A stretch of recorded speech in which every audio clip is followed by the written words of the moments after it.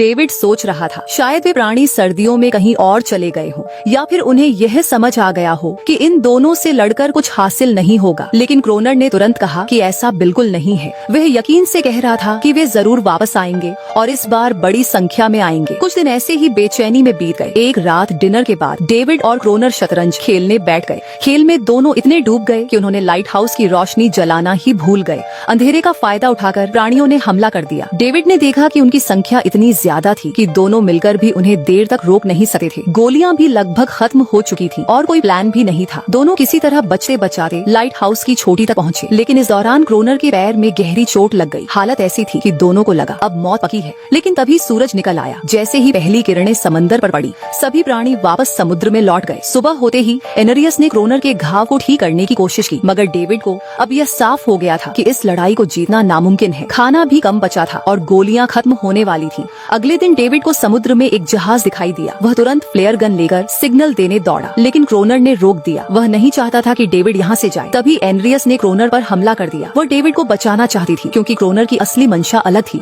ये द्वीप उसका साम्राज्य था और वह डेविड को भी कैद करके रखना चाहता था, ताकि वह कभी बाहर जाकर एनरियस और इस जगह का सच न बता सके। धीरे धीरे वह जहाज डेविड की आंखों से ओझल हो गया और उम्मीद भी टूट गई। समय बीता गया, क्रोनर और भी हिंसक होता गया। खासकर एनरियस के साथ ये बात डेविड को बिल्कुल बर्दाश्त नहीं थी। एक दिन डेविड ने एनरियस को मछली की हड्डियों से बनी एक छोटी खिलौना नाव गिफ्ट में दी। वह नाव देकर एनरियस उसे द्वीप के उस हिस्से में ले गई जहाँ सचमुच एक असली नाव छुपी हुई थी। डेविड ने जब यह बात क्रोनर से पूछी तो उसने माना कि उसे पहले से पता था। दरअसल सालों पहले कुछ लोग नाव से यहाँ पहुँचे थे, लेकिन सुबह होने से पहले ही सभी प्राणी उन्हें मार डाले। उनका जहाज गोला बारूद से भरा था, लेकिन तूफान में डूब गया। यहीं से डेविड के दिमाग में एक विचार आया, अगर डूबे जहाज से डायनामाइट और हथियार निकाले जा सके तो शायद वे इन प्राणियों से लड़ सके। उन्होंने डाइविंग सूट का जिक्र किया। क्रोनर पहले तो तैयार नहीं हुआ, फिर मान गया, लेकिन उसकी असली योजना डेविड को पानी में छोड़ देने की थी। वे दोनों नाव लेकर उस जगह पहुँचे। डेविड सूट पहनकर समुद्र की गहराई में उतरा। जहाज बुरी तरह टूटा था, लेकिन उसे डायनामाइट के बॉक्स मिल गए। तभी कुछ साए नजर आए। डर के मारे डेविड हिल भी न सका। क्रोनर को लगा वह मर गया, मगर असल में वे दो छोटे बच्चे थे। डेविड किसी तरह सूट उतार कर सतह तक लौट आया और डायनामाइट ले आया। अब डेविड और एनरियस ने मिलकर लाइट हाउस के चारों ओर डायनामाइट बिछा दिया। योजना यह थी कि अगली बार हमला होते ही सारे प्राणियों को एक साथ खत्म कर दिया जाए। महीने बीते, सर्दियां आईं और अचानक हमले बंद हो गए, जैसे प्राणियों को पहले ही पता चल गया हो कि उनके लिए जाल बिछाया गया है। क्रोनर ने शक किया कि यह खबर एनरियस ने दी होगी और उस पर और जुल्म ढाने लगा। डेविड ने बीच में आकर उसे रोका और दोनों ने नया प्लान बनाया। लाइट हाउस का मेन गेट खुला छोड़ना और एनरियस को ऊपर से चीखना, ताकि प्राणी भीतर खींचे चले आए। प्लान काम कर गया। जैसे ही एनरियस की आवाज गूंजी, प्राणी गुस्से से भरकर बाहर निकले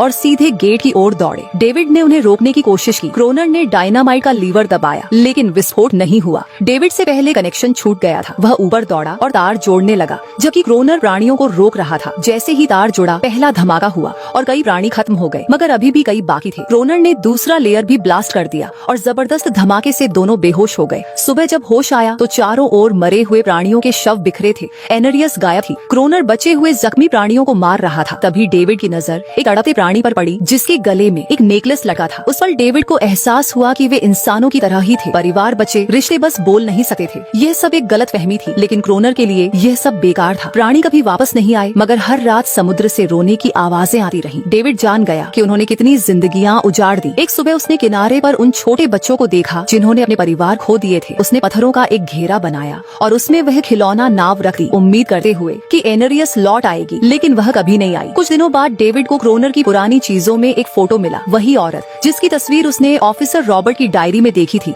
असल में वह क्रोनर की पत्नी थी और फोटो में क्रोनर उसके साथ खड़ा था। यही सच सामने आया। क्रोनर और कोई नहीं, बल्कि वही वेदर ऑफिसर रॉबर्ट था। वह मरा नहीं था, बस अपनी पहचान बदल चुका था। उसने यह द्वीप कभी छोड़ने का इरादा ही नहीं किया। ये सब देखकर डेविड ने भी उम्मीद छोड़ दी। अब उसे समझ आ गया था कि वह कभी इस द्वीप से बाहर नहीं जा पाएगा। यह द्वीप अब उसी का भी हिस्सा बन चुका था।